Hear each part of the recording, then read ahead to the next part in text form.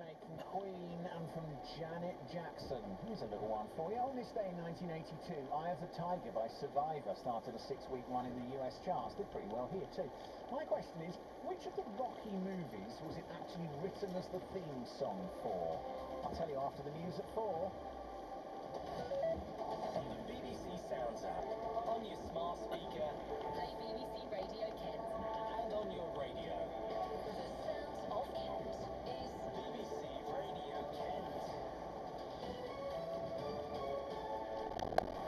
It's 4 o'clock with the latest BBC News for Kent. I'm Matt Davison. The town of Dover has seen a particularly large amount of traffic as the summer holidays kick in, and there's a warning it will also be bad this weekend. Stuart Timworth reports. At its worst point today, there were substantial queues in almost every direction heading towards the docks, including a queue to even enter the queue, known as Dover Tap, to help non-channel traffic get around the town.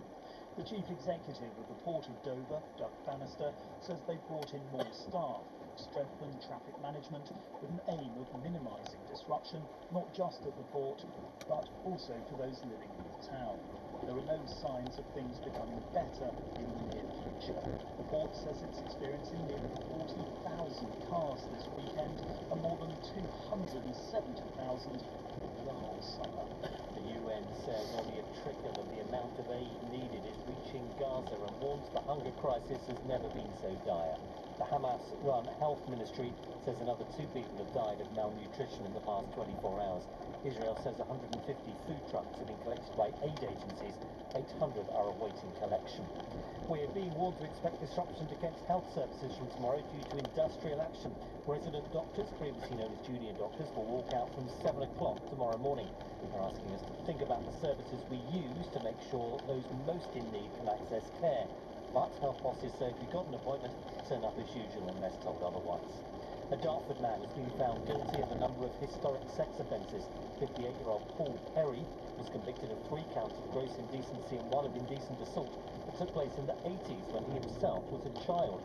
He was jailed along with sentencing guidelines at the time of the offence, a maximum sentence of a year in prison and a year on licence. Thanet Council says its proposals to fine people for swearing have been misunderstood. They're clarifying the plans to impose a £100 fine for using foul or abusive language has no specific banned words and would only be applied if the language distresses someone. Connie Shaw is from the Free Speech Union. In the Public Order Act, there is safeguarding against someone who might accidentally offend someone to the point that they're harassed, alarmed or distressed. So in order to be prosecuted under the Public Order Act, there has to be intent.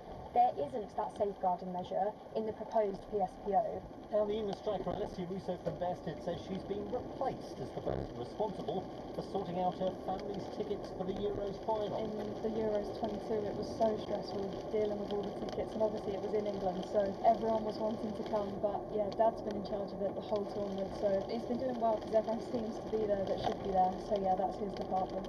She started every game for England en route to playing Spain on Sunday as England defend their title. Tonight's weather largely cloudy, showers clearing, dry and settled with a minimum temperature of 12. For more, our Shaw smart speaker to play BBC News for Kent.